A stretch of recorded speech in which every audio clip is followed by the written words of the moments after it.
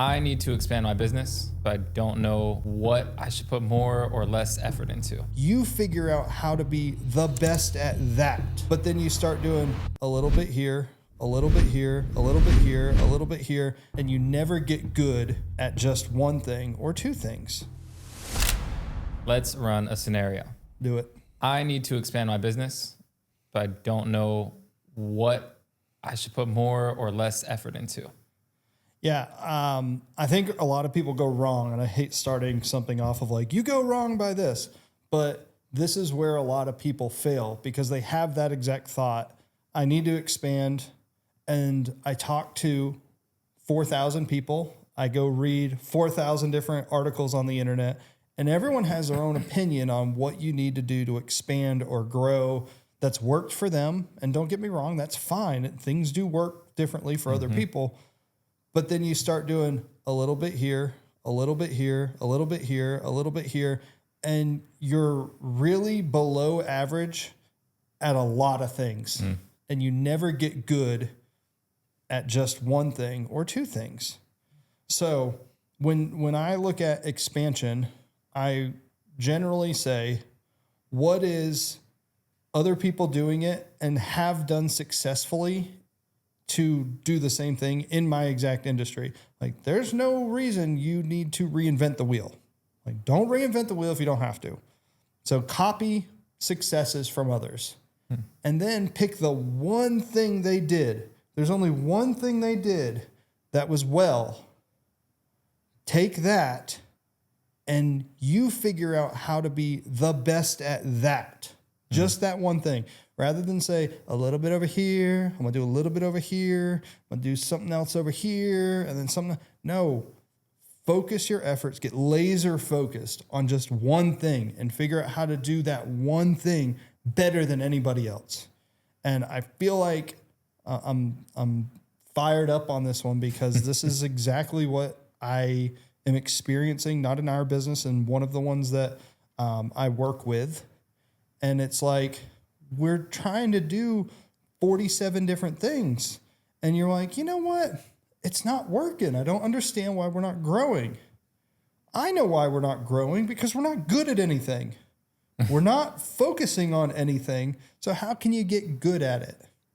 You know, if a major league pitcher doesn't try and also run the bases and hit and figure out how to manage, and he's probably not working on his curveball and his slider and his changeup.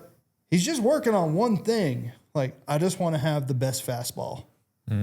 Then once I have the best fastball is when I can expand to working on my curveball. But he's not going to get his curveball better by Trying out knuckleballs. trying to have a knuckleball and saying, you know what, let me play around with this knuckleball. Let me put in an hour's worth of practice, but I'm going to practice on all 17 pitches that I've ever heard of that someone's thrown. None of them are going to be good.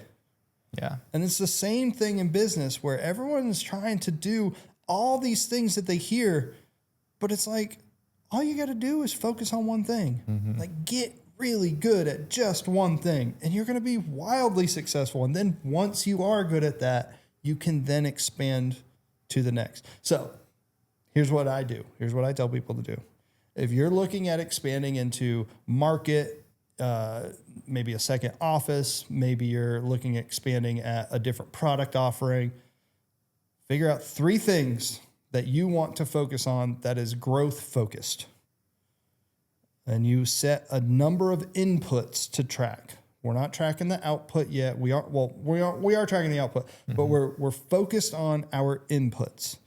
And we say, priority number 1 requires this many inputs that I feel like could make an impact. Then priority number 2 and priority number 3. And we don't do anything else. Nothing else to focus on growth. It's only those 3 things. And we track the inputs. And then we evaluate. We say, did these inputs create the output that we wanted? If yes, do it more. If no, which input was bad? Is there something that just isn't working? We kill that. We take that time that we were using for that input and we put it more into the other inputs that were working better. If none of them worked, if you were getting 0 results, that's when we can look at other things. Mm-hmm. Yeah. There's a book called Atomic Habits that he talks about outcome-based goals and input-based goals. Mm-hmm. He basically talks about how if you set outcome-based goals, you're like reaching for something that doesn't exist. Mm-hmm. Whereas if you set, you want to work out, or if it's input-based goals, you're going to be way more successful only focusing on what you do, not what you get out of it. Yeah, that's a good point from like a weight loss standpoint. Or, you could say like, I want to lose 10 pounds. Great. How are you going to lose 10 pounds? Well, I'm going to do it by working out. Well, we're not going to track the weight. We're going to track, okay, you need to track that you do one workout that is 30 minutes every single day for the next 30 days. If you achieved this input, then we look at our output and say, let's step back on the scale. Did it work? Did it work? Yeah. If the answer is yes, success. Mm-hmm. If the answer is no, that input wasn't the input that moved the needle. Mm-hmm. So it's like, oh, well, it wasn't my exercise. Yeah. Maybe it's because I eat like a fat slob every single day. Maybe. Well, then we need to track that input. Yeah. It reminds me of also like maybe you know someone who's trying to lose weight and you see them today and they say, I'm starting a keto diet. And then you see them next week and they say, I'm switching over to carnivore diet. Mm-hmm. You see them next week. I'm fasting now. Yeah. And it's like, well, did you ever get the baseline of what does and doesn't work? Yeah, you didn't do the first thing enough. You never knew. Yeah.